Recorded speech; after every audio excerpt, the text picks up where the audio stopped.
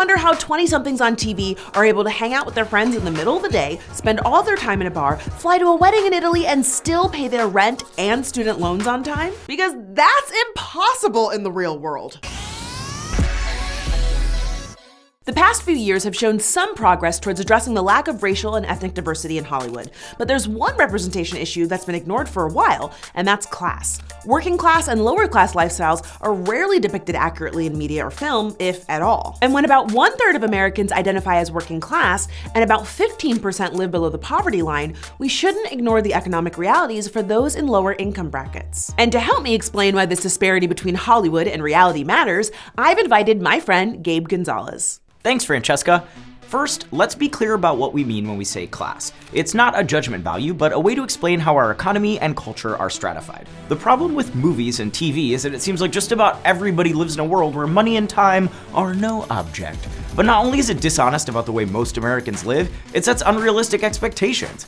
Let's take a look at some of the worst offenders. Have you ever noticed how big the houses on TV are? I'm not just talking spacious, I'm talking 2 mortgages and decades of debt huge. This makes sense if we're talking about a show like Fresh Prince, but when almost every TV show puts the average American family in the most unrealistic digs ever, I'm not buying it. Literally, nobody I know could afford that house. The home where Modern Family shot their series recently sold for $2.3 million, which would be a down payment of almost $500,000. Anyone want to explain how the Dunphy parents keep paying that mortgage with 3 kids and only 1 working parent? Phil Dunphy is not a bumbling real estate agent. Phil Dunphy is the LeBron James of LA real estate. The crew of friends on How I Met Your Mother take turns living in a 2-bedroom that would probably cost at least $3,000 or more a month based on location, which might seem doable if you're splitting it with someone, but any New Yorker will tell you the sheer size of that Upper West Side Manhattan apartment is a more epic fantasy than Game of Thrones. If you want to rent the Friends apartment in Manhattan, without the convenient rent control, it would probably cost over $5,000 a month. Ask any barista or line cook in New York, and that's definitely out of their price range. Rachel and Monica wouldn't even be able to afford just rent if they both worked 80 hours a week. Or how about the fact that Lorelai on Gilmore Girls works as the manager of an inn and can afford a $2.8 million home, and yet she's constantly upset at her wealthy parents for helping her out financially? Thanks for paying for a lifestyle that I, an adult, can in no way afford, Mom and Dad. I still hate you. Now, at least part of Hollywood's poor job at representing class diversity can be explained by technicalities. Traditional TV shows and Hollywood movies generally require a location big enough to accommodate equipment, lights, and crew. That's especially true for anything filmed on a studio set in front of an audience. And look, I get it. TV and film is always a little larger than life. Everyone likes something pretty to look at. But the problem isn't one particular show. It's that in aggregate, we're misrepresenting what lower income life is like.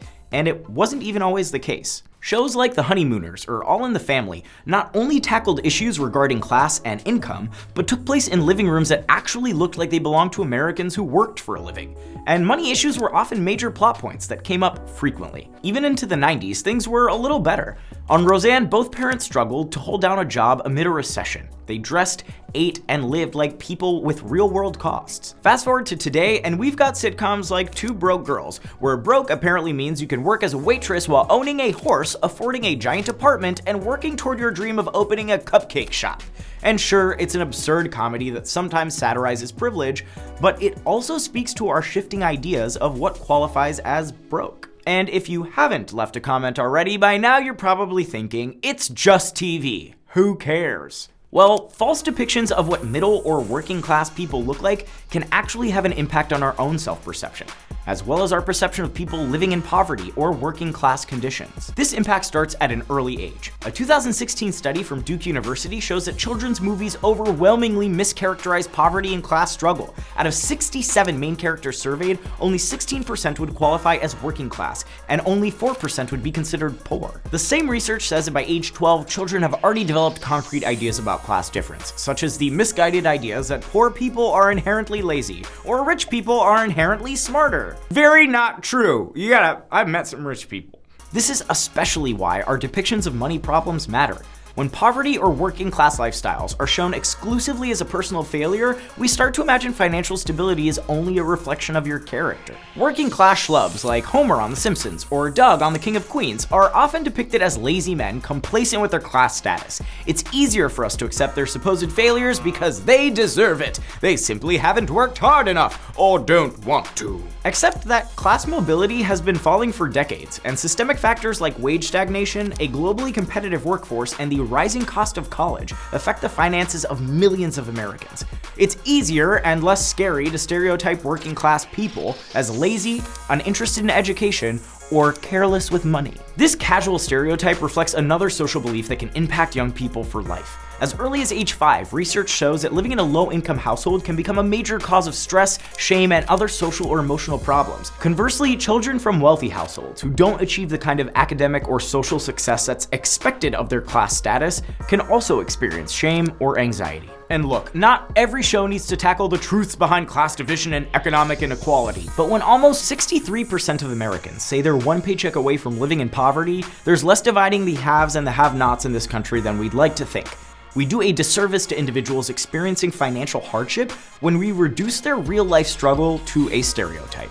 Thanks, Gabe. For better or worse, media plays a role in how we understand class and poverty, but that work also has to continue in everyday conversations.